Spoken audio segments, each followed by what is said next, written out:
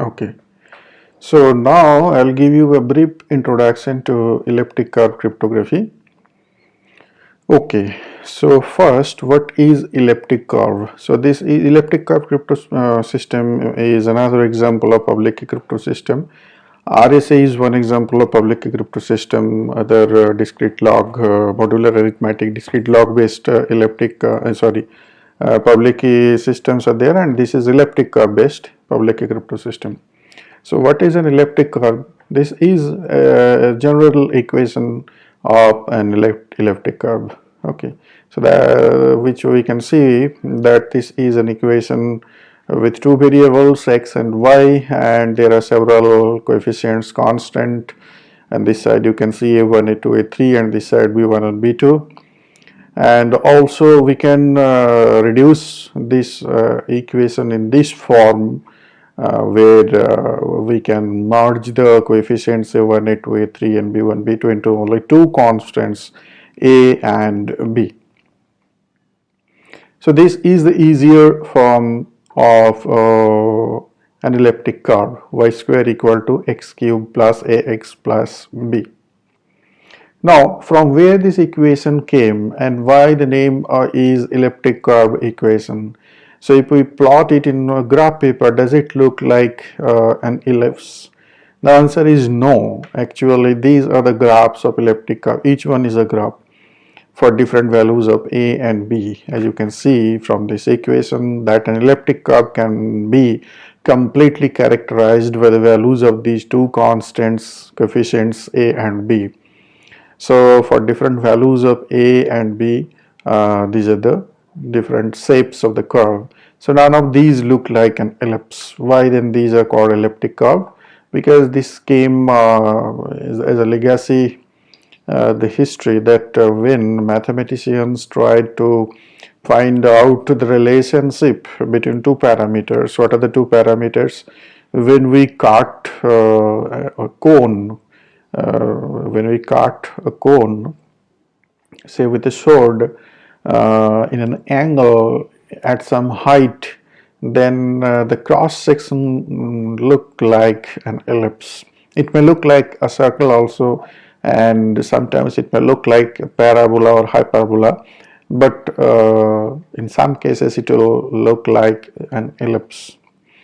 Now, what would be the length of the perimeter of that ellipse? The mathematicians were doing research on this, and definitely you can easily guess that the length of the perimeter of such ellipse will depend on two parameters. One is the height at which we are cutting it, and the angle to the horizontal plane at which we are cutting the cone.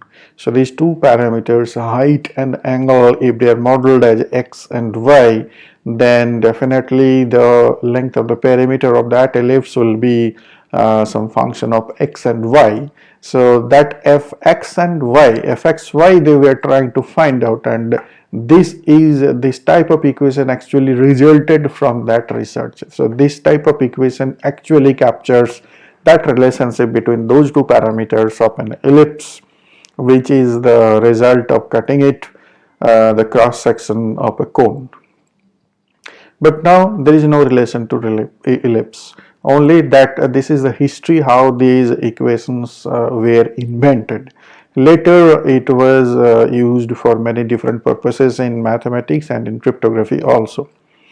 So simply saying y square equal to x cube plus ax plus b is an elliptic curve which is a second degree equation of y and third degree equation of x, which is completely characterized by two constant parameters which are called coefficients a and b. And for different values of a and b, they will look something like this. As we can see that this is symmetric. Any curve if you see is symmetric to the horizontal line. That means the x-axis, which is very obvious because if you fix a value of x, then you are getting exactly two values of y, because we have second degree of y. So for a constant value of x, you are getting two different values, which one is the opposite, meaning one is the negative of another. So that's why at every point of x, you are getting one plus value and another minus value. So it is symmetric to x-axis. Second point is that if I fix the value of y here for a constant elliptic curve, then how many values of x I can get? You can see we have a third degree equation of x. So for a constant value of y, we can get maximum three values. Now, three values of x. Now the question is whether we'll get three distinct values or not.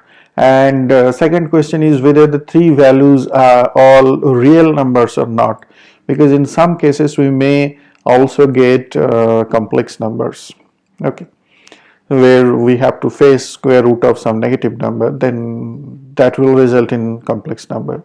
Now the theorem says that there is a relationship between these coefficients a and b and the values yielded from this equation for a fixed value of y, the root of x. That relationship is saying that 4aq plus 27b square, this is a and this is b, 4aq plus 27b square is not equal to 0. If this condition is satisfied, then that elliptic curve equation will be called non-singular elliptic curve. Otherwise, the elliptic curve will be called a singular elliptic curve. Now, what is the speciality in a non-singular elliptic curve? That for a non-singular elliptic curve, we have exactly three distinct roots of x for a specific value of y, whereas in a singular elliptic curve that does not have three distinct roots. Now we are interested in non-singular elliptic curves only, where we get exactly three distinct roots of x for a specific value of y. Now what does it mean graphically? Graphically it means that if you join any 2 points, so remember that this is one of the forms of the elliptic curve, for example this one or this one.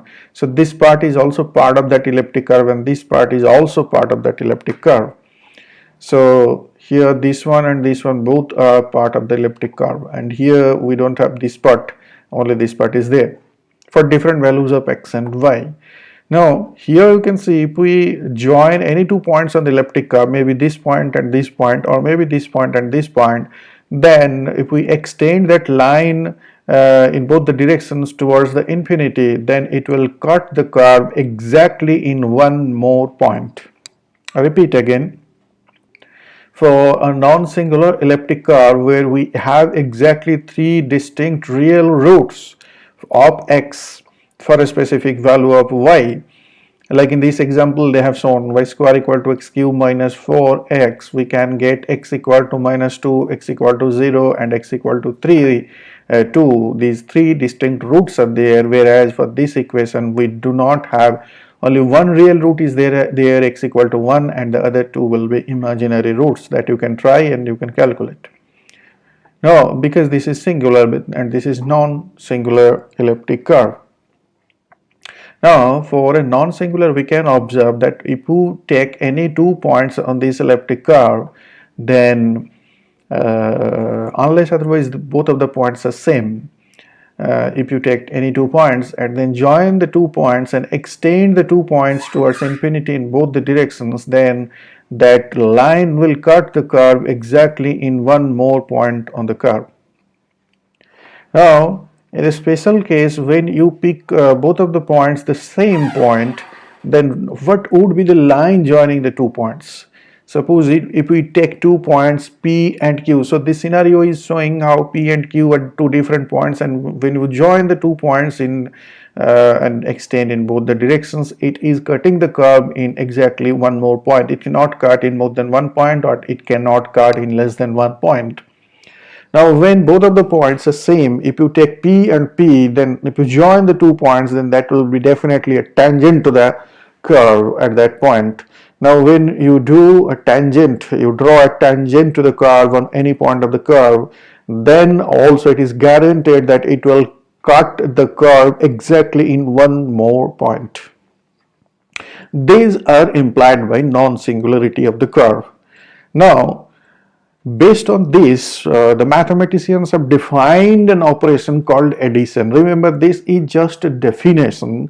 This is not a theorem. This is a definition given by the given by the mathematician for adding 2 points on the elliptic curve. How can we add 2 points on the elliptic curve?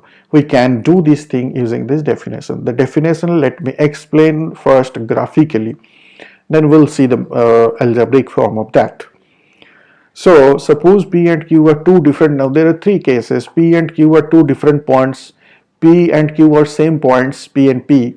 And the third point is that P and Q are the mirror images of each other, denoted as P is equal to P and Q is equal to minus P. As you can see from this figure, P and minus P are mirror images of the same mirror images of each other.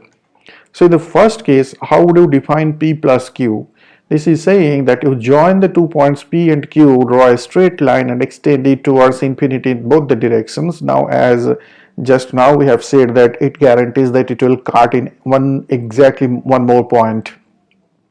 Now that is defined as minus of R. What is R? R is P plus Q. So if it is minus of R, then what would be R? Definitely the mirror image of on that point. So you take the mirror image of that point. This is defined as P plus Q. Remember, this is only a definition. That this is not a theorem that we need to prove that this is equal to P plus Q. This is just a definition. Based on this definition, now we'll prove different theorems or different systems will be developed. But this is just a definition. By definition, P plus Q is this thing that add the 2 points, it will cut the curve in some other point exactly in one more point and take the mirror image, and due to the nature of the curve there will be mirror image of every point. Then take the mirror image of that point and that will be the P plus Q. In case both of the points are same, as you have already explained, then you have to draw a tangent to the curve on that point, and that also ensures that it will cut the curve in exactly one more point, and then take the mirror image of that point, and that is nothing but P plus P, or in other words, that is equal to 2P. P plus P is equal to 2P. So this point is equal to 2P. And what about this thing? This thing will be a little bit difficult for you to understand at the beginning. So they are saying that P plus minus P when we do, so see, when we do in normal arithmetic 3 plus minus 3, 4 plus minus 4, or A plus minus A, then it results in 0. So here also we say that P plus minus P is O point. We do not say 0, we say O point. Or some people say 0 point also. What is 0 point? 0 point is also a point on the elliptic curve, but where it is located we cannot see it anywhere. We know that when we add the 2 points, actually it should cut in the third point in the elliptic curve, but we cannot observe here that this line connecting the 2 points P and minus P, anywhere it is cutting, and it appears like it can never cut at any point because it is parallel, it is becoming parallel to the y-axis. Any point and its mirror image when we join, then it will be becoming parallel to the y-axis. Then how can it cut at any point to the elliptic curve? So then what is the meaning of this, and what do you mean by a point 0 point? 0 point is a point on the elliptic curve at infinity, at infinite distance. At infinity meaning at infinite distance. Now these things are actually algebraic, or you can say abstract algebra or geometry, which visualizing will be very difficult, but we'll try to visualize it approximately. Okay, exactly visualizing, as you have said, infinity in infinite distance we cannot visualize, we cannot picturize it, but we'll try to get an idea of that thing, imaginary things. Now forget about this thing now. So now in this way, if we have defined the addition operation, then given the equation of the elliptic curve, for example, this could be the equation of the elliptic curve, or this could be the equation of the elliptic curve, then we can calculate, given 2 points P and Q, the coordinates of 2 points, say P is equal to x1 y1 and Q is equal to x2 y2, then we can calculate the parameters of R, which is equal to P plus Q or P plus P or P plus minus P, in terms of x3 and y3, the coordinates of R. So that is simple geometry. We have to just we have got the equation of this straight line, and we have already got the equation of this elliptic curve. So we can just solve the two equations and then can get the this intersection point, and then can take the reflection mirror image, just negate the y parameter, x parameter remains the same, then you will get the mirror image of that point. So that mathematicians have derived some formula. For example, x1 y1 and x2 y2 are given, then this formula you can use, when P and Q are two different points, and this formula you can use when P and Q are same point. That means P and P were adding. This way, first you can calculate the slope, y2 minus y1 by x2 minus y1 is the slope of this curve, of the straight line, and then from this slope and x1 and y1 and x2 and y2 you can calculate x3 and y3. This can be proved, they have derived it. So this is the definition, and following this definition, mathematicians have using coordinate geometry, they have calculated that x3 y3 can be calculated from x1 y1 and x2 y2 in this way. And now this remains interesting thing, that what do we do for this thing? What would be the parameter of O point? O point, actually we do not need any parameters, or you can say infinity. X parameter is also infinity.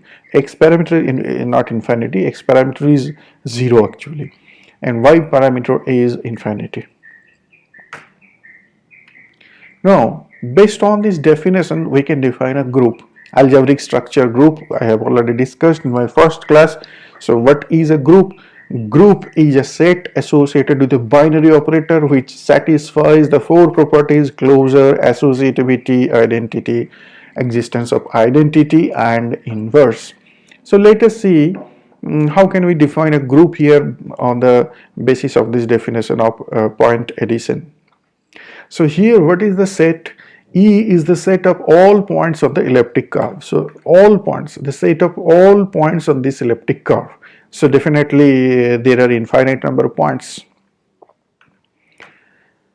And plus operation is the point addition operation that we defined. Any two points you pick from this elliptic curve, how can we add? That we have already defined.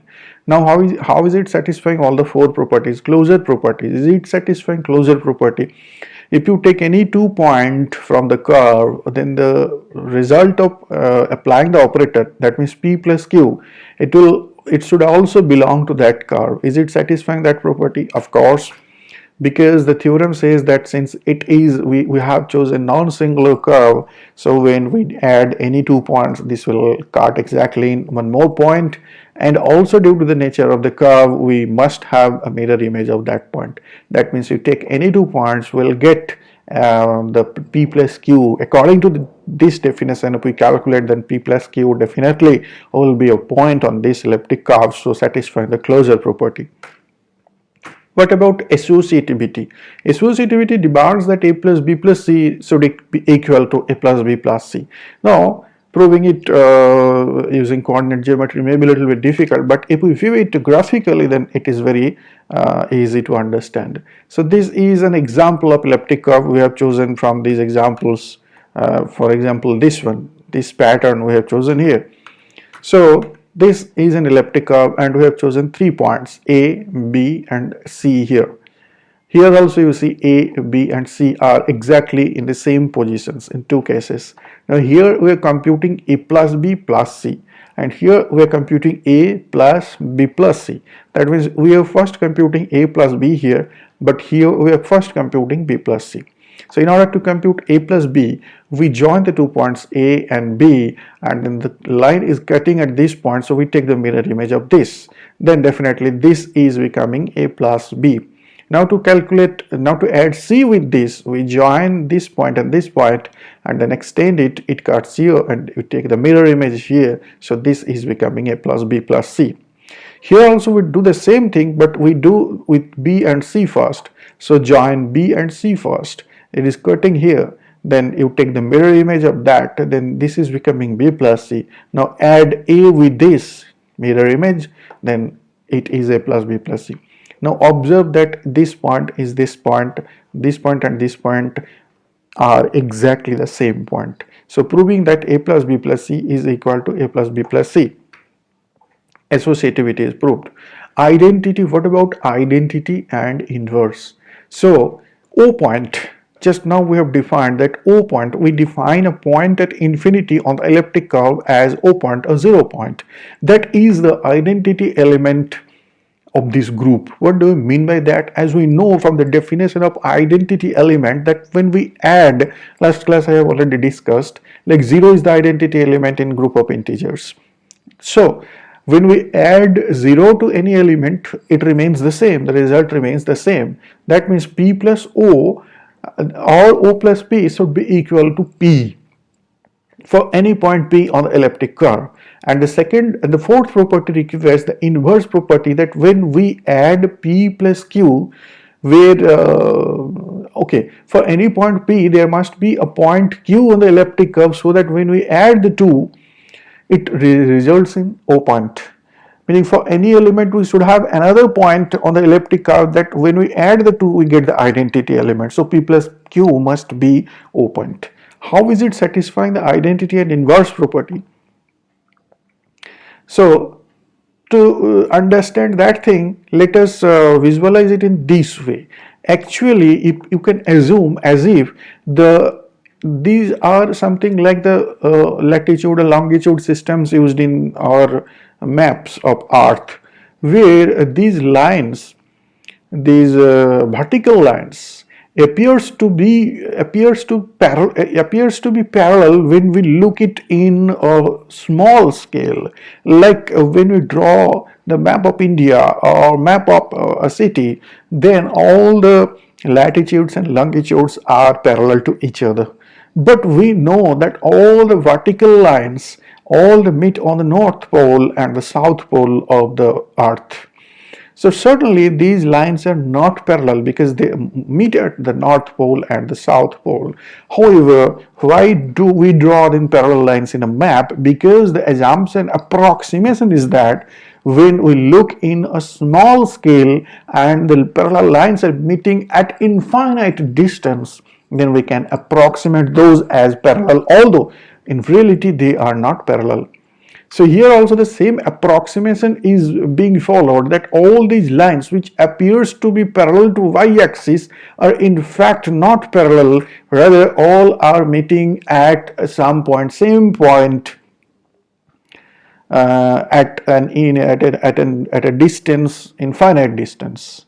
Second point is that the curve actually looks something like this. The curve, only we have seen the part of the curve. Some part of the curve here we have seen. But if we extend the curve towards infinity, then the equation, the mathematical equation shows that this will meet at this O point only. This is called O point, where all the parallel lines are also meeting with each other. So this is basically an imaginary concept of mathematics, but roughly I explained it in this way. So if we have plotted y square equal to x cube plus 1, this is also non-singular elliptic curve equation, then it should have this thing, visualization like this. Okay. Now if we have agreed with this imagination, now the things are becoming very clear. So when you add the mirror image of a point, suppose this is a point and you take the mirror image of this point, or this is the point and this is the mirror image, and then when you add the two, then definitely they are meeting at the point at infinity. Remember that this side we have a point of infinity, and this side also we have a point at infinity, which has not been shown here, but opposite side also, like this is the north pole and this is the south pole. So when you are adding a point with its mirror image, then you join the line, and then where it is cutting with the curve, the third point is point 0 point, O point, and the mirror image of O point is also O point, north pole O point and south pole O point, so they are mirror images of each other. So that's why we say that P plus minus P here. Now I think the concept is clear why P plus minus P is equal to 0 for any point P on the elliptic curve, or why we are defining it in this way here. Okay, so for each point P, there is a point Q in the elliptic curve, which is nothing but the mirror image of that point. Q is nothing but the mirror image of that point, so that when we add the 2 points, we definitely get the 0 point, which is the O point at infinity. Also, you see the identity property is satisfied in the sense that suppose this is a point, so when we add this point with a 0 point, then what is the result? So join the 2 points, this point, suppose Q and then 0 point, where it is cutting the curve, here it is cutting. So we have to now take the mirror image of this point, so which is the point itself. That means this is satisfying this property that P plus O is P itself. When you add the point with O point, then you get the same point. So it is satisfying all the properties of a group. Additionally, also you can check that it is satisfying the commutativity property, which is not an essential property for a group, but it satisfies the commutativity property. As you can see that A plus B is nothing but B plus A. And a group, any group, if it satisfies the commutativity property also, then it is called an abelian group. So elliptic curve with the point addition operation is an abelian group. Okay, so it is an additive group, additive abelian group. Now, second thing, you also observe that two types of operations we are handling when we are dealing with an elliptic curve or elliptic curve cryptography. First thing is point addition. So this addition is point plus point, not mathematical, meaning arithmetic, normal arithmetic. No, this is point plus point. However, when you have to implement this point addition according to the definition of point addition, when you want to calculate really the parameters of R, then you need to perform these operations. That means you need to manipulate these coordinates x1, x2, y1 and y2, which are what? x1, x2, y1, y2, or A and B are the real numbers if the elliptic curve has been defined on real numbers. That means we need to now why did we need real numbers actually? Actually not necessary. These values x, y and A and B can be from any field. Any field. Last class we have already defined that group ring and field. So when we need only two operations, either plus and minus or multiplication and division, then we can be happy with a group structure, either additive group or multiplicative group. If we need only three operations, plus, minus and multiplication, but we do not need division, then we can be happy with a ring structure. However, if we need all the four operations, plus, minus, multiplication and division, we need a field.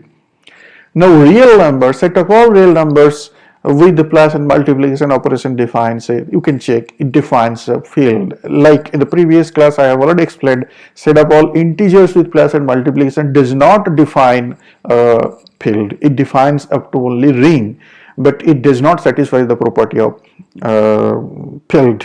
However, set of real numbers with plus and multiplication satisfy the properties of field. What are the other options there? Apart from real numbers, if we take the set of all rational numbers, then also it will satisfy the properties of field. Or if we take this set ZP, Zn I have already explained in the previous class, Zp is nothing but when p is a prime number. Zp is same 0 to p minus 1, but p is essentially a prime number. What is the speciality in that? What is the difference between Zn and Zp? N is a composite number, but p is necessarily a prime number. So when you take Zn, all the elements in Zn are not co-prime with n. However, when you take Zp, all the elements in Zp are co-prime with p, because p is a prime number. And previous day we have already discussed that if a number is co-prime with p, then it has a multiplicative inverse with respect to modulo p. Otherwise, it cannot have a multiplicative inverse with respect to modulo p. Like with that example of Z10, I have already explained, 10 is not a prime number. So there are some elements like 2 which has multiplicative inverse, because 2 is co-prime, 3 is co-prime with 10. However, there are some other elements like 4 which is not co-prime with 10, and it does not have any multiplicative inverse. So for Zn plus and multiplication, it will not be a field, because Zn all elements we cannot have multiplicative inverse, so we cannot perform division operation. However, Zp plus and multiplication is definitely a field, because all elements in Zp have multiplicative inverses also. So depending on that from which domain the values will be assigned, x, y and a and b, these values you will take from which domain. Actually you define the values of a and b, and then automatically x and y values are calculated. But from which domain? It should be from a field, because we want to perform, you see here, minus operation is there, division operation is there, and then plus operation is there, multiplication is there. This is a multiplication. So if you want to perform multiplication, division, addition, subtraction, everything, then you need to define a field. It cannot be, otherwise you cannot perform addition up to points according to your definition, because if you want to follow the definition of addition, then we will yield into some equation which involves all the 4 operations, so we need a field. So depending on from which domain you take the values, an elliptic curve can be defined over a field of real numbers, it can be defined over a field of rational numbers, or in cryptography specifically, we use a field defined over Zp, a prime number, field defined by a prime number where p is a large prime number, Zp plus and multiplication. Why we are interested in this field only? Because it is easy to understand that real numbers and rational numbers are infinite set, but this can be a large set but a finite set, and any computer program cannot deal with infinite set. Any practical computer program can deal with only finite. It can be large but finite set. So we focus our attention in this thing. So in an elliptic curve defined over Zp, that means nothing but simple simple arithmetic with modulo p. As I have already explained, arithmetic with modulo p. So which is defined in this way, E over Fp, elliptic curve defined over field defined by prime number p.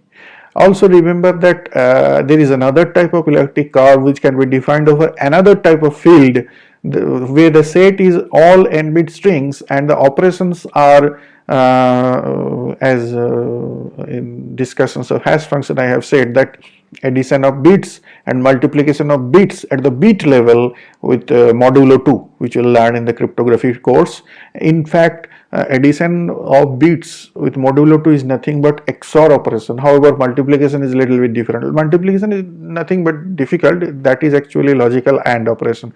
How that you will learn in the cryptography course. So if we have two n-bit strings, or sorry, not two n-bit strings, a set of n-bit strings with these XOR and logical AND operations, it defines actually field, satisfying all the properties of field. Now when you implement a computer program, since it can perform execution at the binary level, so fastest algorithms can be defined on this field only. However, when we are analyzing a field from mathematical point of view, we are doing mathematical analysis, then handling this type of field is easier. Okay, so we take a short break and then the rest of the things will continue.